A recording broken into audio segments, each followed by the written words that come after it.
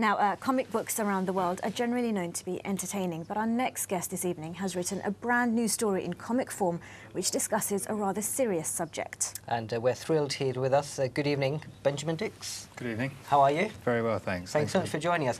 Thank now, you. comic books, they're generally very light-hearted. This is something completely different, isn't it? Absolutely. Yeah, the term comic book or comic refers to the medium rather than the actual content. So it's sequential art of telling a story through art. And the work that we do looks at human rights issues, it looks at predominantly conflict issues, but presents it instead of a text article, it presents it as a comic book. Let's talk about this one that you've got now. It's called Almaz's Story, and it's about an Ethiopian maid working in Saudi Arabia. Tell us a bit more about this story. Well, I met Almaz, we changed all the names, so I met the real Almaz in Addis in Ethiopia in April this year at a women's refuge, and I'd been taken there through friends, and I interviewed her about her life story of where she came from in the Bali mountains of Ethiopia, and a very impoverished family who went to the Middle East looking for work. When she was there, she got hugely exploited, sexual violence, the family didn't pay her, and finally she fell from a window. She wasn't sure if she fell or if she got pushed, but it was while she was having an argument with the mother of the family about her payment. 6 months of work and no pay. And she woke up 10 days later, crippled in her bed in the house. The family decided that she would be no longer use to them, so they drove her to the airport and sent her back to Addis. And I went to this women's refuge, which was full of women of this story, over 100 women. That's right, and it's not just Ethiopia. This happens to women from across the world, right? Yeah, I mean, since the story was published on the BBC on Monday night, I've been inundated with emails from women around the world saying, this is my story, I'm Almaz, I was working in Saudi or in Qatar or Bahrain, and I've experienced this. And do you think you've got that positive response because of the way that you've put this together in a comic style form? Yeah, I mean, I actually got the statistics back today from the BBC that it's just on the BBC alone, it's been viewed by over 500,000 people since Monday.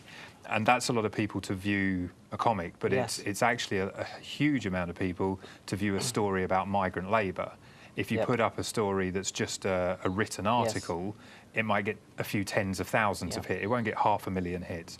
So the comic form, it's more approachable. People are reading about someone's daughter, someone's sister, not just about 10,000 maids. So what we try and do is humanise statistics, basically.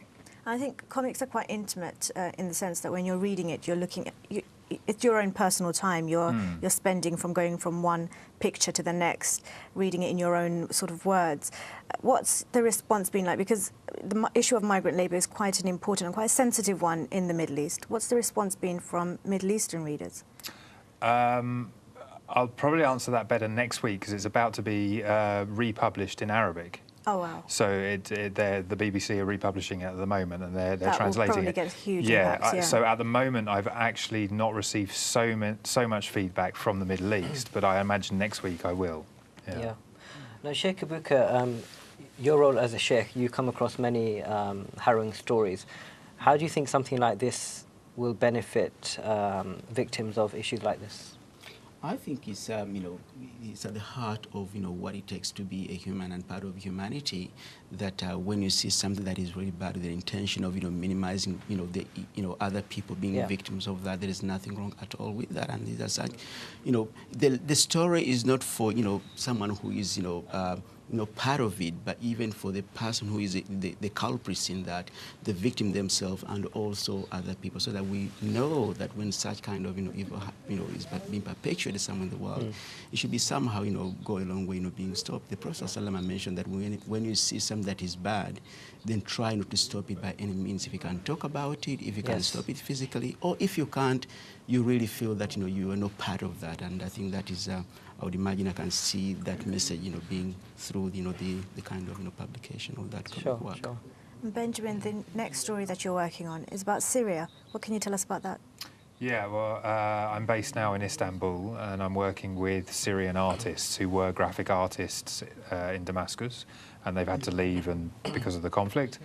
And we're now collecting stories of Syrian refugees who are coming through Istanbul and trying to get to Europe through the smuggling routes across the Mediterranean. Yeah.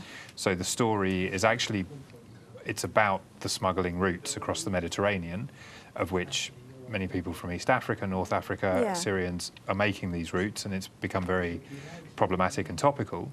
But we're using the Syrian line as that. So I'm, daily interviewing Syrian refugees, getting their stories, and looking forward to publishing. And how that. does it all come together? Because you write the story, and then you have to get someone to draw the pictures. And I imagine it's not just sitting down and doodling pictures. There's a lot that goes into it. Yeah, it's a huge amount of work, and I love the work. It's creative, but when we put out Almaz on Monday, you get this kind of global feedback, and it's totally worth it. But it is a huge amount of work. I have to go to the places, I interview, we then script, we make the storyboards, we draw it, and then what we do is we try and, before we ink the comics, we send the pencil sketches of the comics back to the person who we interviewed, and they get to edit it. So wow. It really becomes their story, Yeah. that we just direct it. And then we put it out there, and then we sit on sofas like this and talk about it, and it's the whole process. Yeah. And it's great. I really enjoy it. Well, Benjamin, it's great to see the finished product. Thanks. Thanks so much for joining us, and we look forward to the release of the next one. Yeah, pleasure.